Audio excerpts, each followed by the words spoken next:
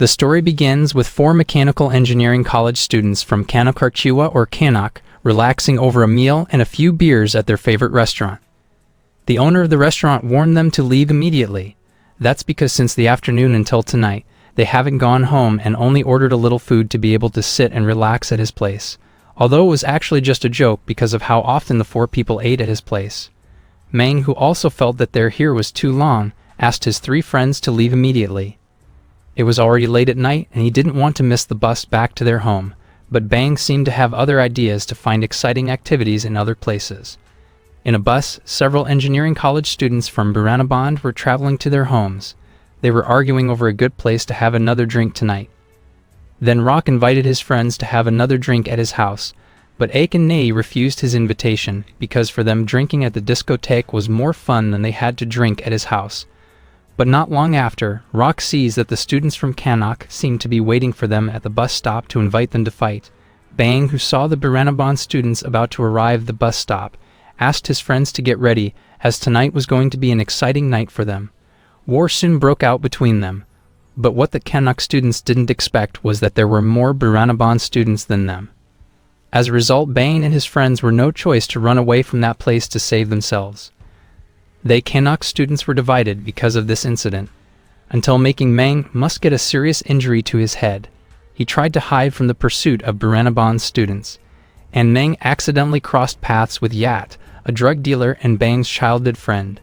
But the two of them don't know each other, and don't know that each of them knows the same person. Mang tries to ask Yat for help because of the injuries he got. Yat looks like he wants to help him, but it turns out that Yat just wants to take his machete so he can hurt Mang. Yat blindly attacked and injured Mang, who looked very helpless in front of him. It seems that what Yat doing now was because of his hatred for the engineering students who used to fight each other, making his grandfather to be caught in the crossfire. That's what caused the paralysis in both of his grandfather's legs. Yat continued to injure Mang, making his right wrist to be severed by Yat's machete. Bang, Nei, and Kay, who got the news that Meng's hand was cut off, immediately went to the hospital to check his condition. However, Auntie May, who was the school canteen keeper or cafeteria, said that his condition was still critical. Meng's family had also left the hospital to report the incident to the police. Bang, who heard about Meng's condition, asked Auntie Ma to take care of him until his condition improved. In the meantime, they will wait to hear from Auntie Ma if Meng has recovered from his critical condition due to last night's incident. Meanwhile, at the Buranaband engineering campus, a police chief named Mr. Warwood came there along with a big nightlight boss named Mr. Akaran. Their arrival was to interrogate the Buranaband students involved in last night's incident. He found evidence of their involvement, as a Buranaband schoolbook was found at the scene of the crime. Mr. Warwood said that if it wasn't because the good friendship between him and Mr. Nippon, his students could have been taken to juvenile prison. Mr. Warwood then asked Mr. Nippon to keep a closer eye on them because they had been charged with attempted murder for the cutting off a student handrail from the Kanak. After this, there would be no more mercy for them. Mr. Warwood even said that, if you guys get into juvenile prison once, if there is another incident after this, he will make sure to drag them into adult prison. The three of them denied that the slashing had been done by them, but since evidence of their schoolbooks was found at the scene of the crime, they just silent. Later, some Kanak students were seen in Buranaband's hangout area to avenge themselves on Meng. Ju was asked for help to bring their weapons inside there in order to escape the security and provoke one of Buranaband's students to approach her. But it turned out that when she got there, Ju was approached by Mac, an engineering student from Chalmonsat or Chal who happened to be hanging out at the mall. Bang, who had also arrived there, asked Mac if the Buranaband students were here. However, Maud, along with the other Chal students who saw the presence of the Kanak students there, couldn't allow them to leave easy like they want. And soon a war between the two sides broke out at that place. Long story short, Kay said it was a good thing they got out of there alive, because the Chal disciples were too tough and strong for them. But Bang considers their accidental meeting with them, think of it as practice, as their preparation to destroy Buranaband's students. Then Yat is seen, who is now in the salon of Bong, Bang's older sister, to tidy up his hair. Bong asks why he and Bang aren't as close as they used to be, when they grew up together, ate together, and played soccer together.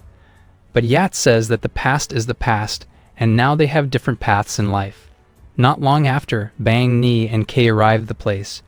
Bang then asks Yat not to try to offer his friend drugs because of their friendship in the past, But Yat didn't care about all that, and continued to offer Nee, who was already very addicted to drugs. He even gave Nee a discount if Nee wanted to buy the drugs he was carrying right now. Of course, by getting a low price, Nee was very interested and desperate to buy, even though Bang had warned him. Bang was very angry with Nee. He then snatched Nee's drugs and threw away his drugs, which of course made Nee very angry with Bang. It almost made the two of them fight, if not stopped by Bon and Kay. After buying food, Yat returned to his house to feed his grandfather, who looked weak because he was paralyzed in both legs. Yat looks very caring and very attentive to his grandfather. Although their lives are simple, at least the affection between the two of them is very well established. At Rock's house, Ake and Nee have a drink while discussing their problems with the Canuck students who hold a grudge against them. The Canuck students are currently hating them for a reason they didn't do. Especially later during the Modern Dog concert, the Canuck students will definitely wait for them and attack them at that place.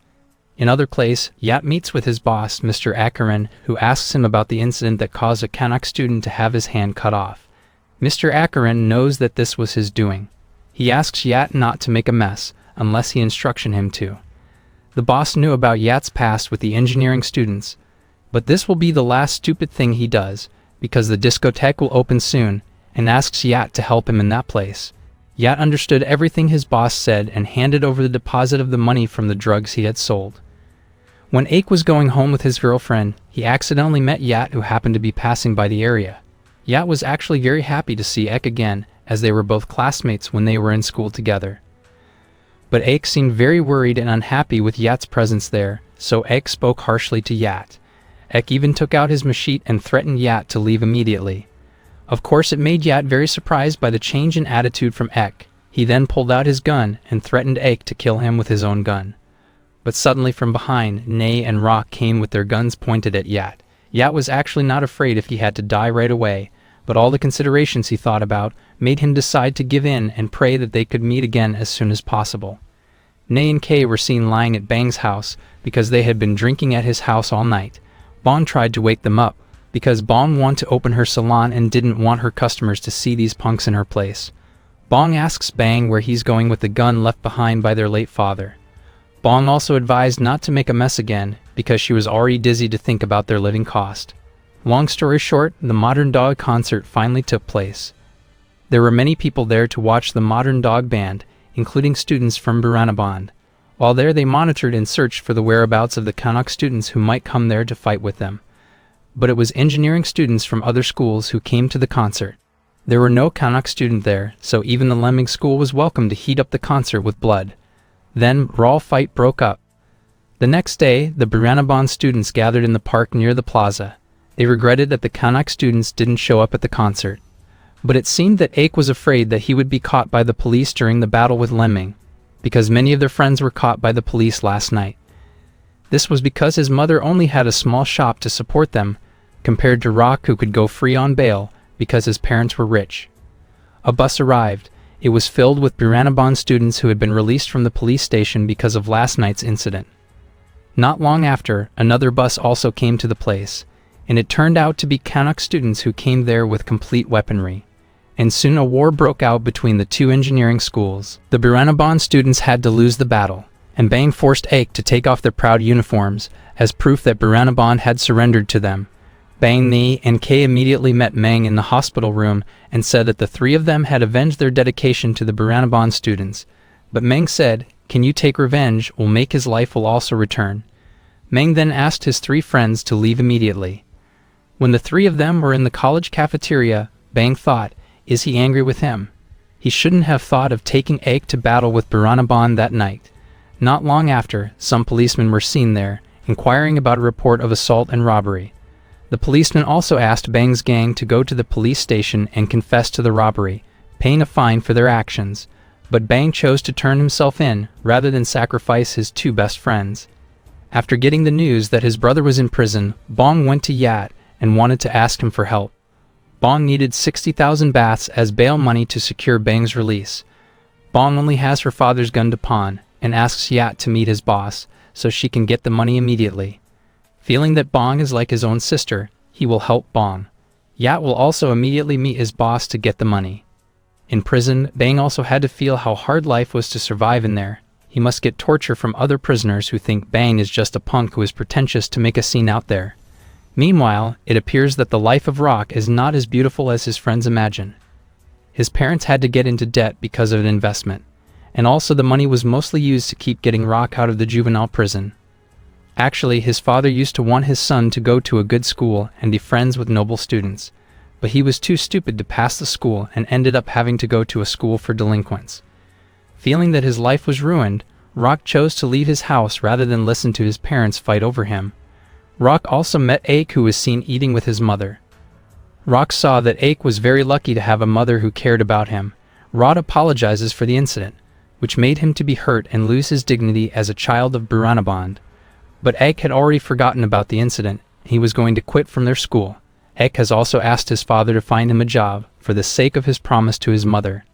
Long story short, Bang was finally released from prison with the money Bong had arranged for him. Bong will also buy medicine for her brother because of the injuries he received from prison. But Bang seemed to be ungrateful to his sister. Instead, he continued to corner Bong, especially after knowing that the gun that belonged to their late father had been pawned by Bong. In her anger, Bong said it was all he could think about after getting out of prison, and how many more times his sister would have to find money to free Bang. Bong tried to do her best for them, and this was all she could do. Bong had provided everything since Bang was a child, feeding him, paying his school fees, and the workshop clothes he was so proud of. The police wanted 60,000 baths this time. How could she get it without pawning their father's gun? Their father didn't just lead his gun to them, but left Bang to Bong, and vice versa. If you get arrested, and they take the gun too, what's left for me, Bang? Bong told her brother. Then Bong just fell silent hearing that. Not long after, Bang got a call to come to school because Meng won't resign. After that, Bang also left Bong, who was very disgusted with him. In a short time, Bang then met Meng, who was seen together with Auntie Ma. Meng thanked Auntie Ma for taking care of them all there.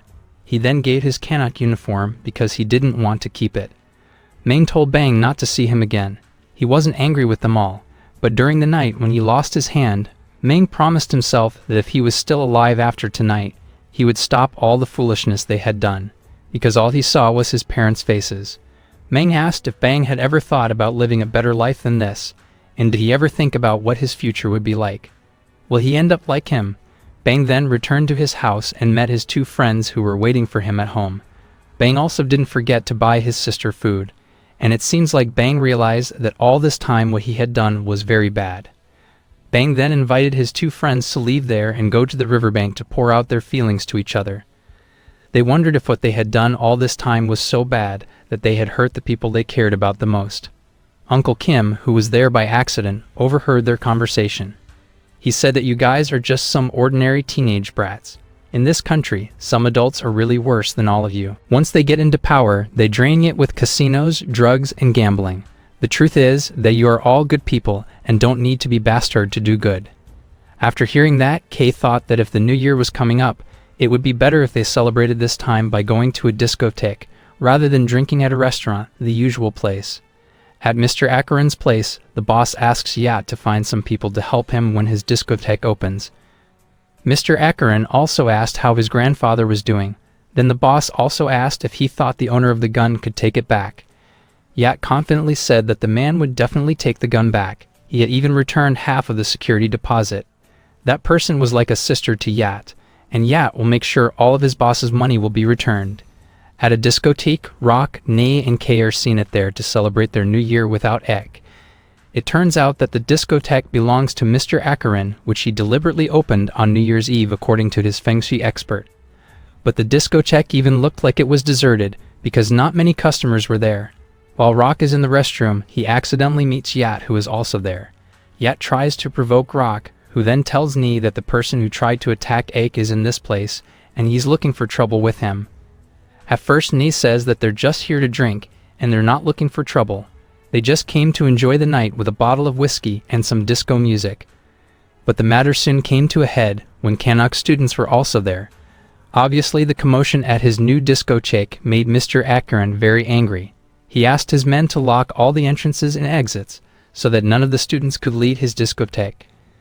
Mr. Akaran said that he was trying to make a living here, and the students were doing this nonsense by destroying his discotheque. Mr. Ekaran also says that if the students are great, keep fighting and show him how tough they are. But Yat immediately takes the role of his boss and says that his boss doesn't deserve to be compared to these kids. Yat then asked his boss to relax in his room. Bang soon realized that the gun belonged to his late father, and the ring Yat was wearing belonged to his friend Meng. Bang then asked, "How did Yat get all that?" Yat said that it was none of his business.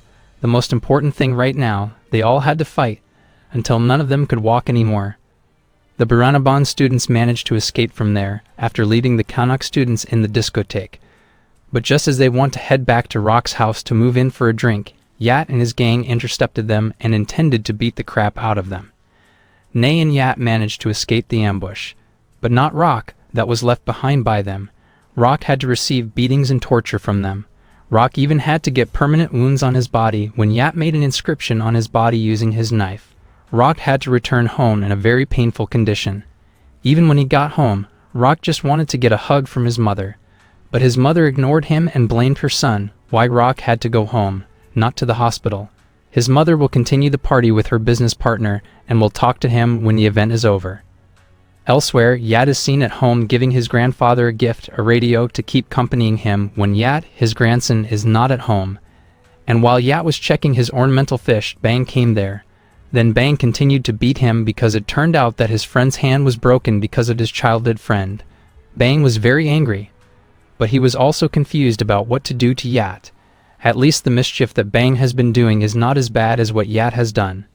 Yat also said that Bang should think about everything he said first.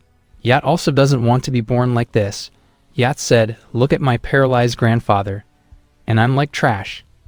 If it wasn't for engineering student, he wouldn't be like this, working dirty for his grandfather's happiness. Bang should know more about him and how he is." But if Bang see him as trash, Yat yelled to Bang to take Bang's father's gun that his father used to commit suicide, and shoot him. Even so, Bang didn't have the courage to shoot Yat. He told Yat that from this day they don't know each other. Yat accepted that with disappointment. As for the gun Bang was carrying, let's just say it was a favor for his father and her sister. Especially since Bang studied engineering, Bang no longer considered him a friend. But before long, Ake is suddenly there and shoots Yat to death. And before the movie ends, Bang meets Meng, then gives him his ring and says that the person who has done this to you is dead. Yat's grandfather and Bong are still devastated by the death of Yat, who loved and cared for them both. Meng went to Yat's funeral home and thought it was all over for him and for them. Then the movie ended.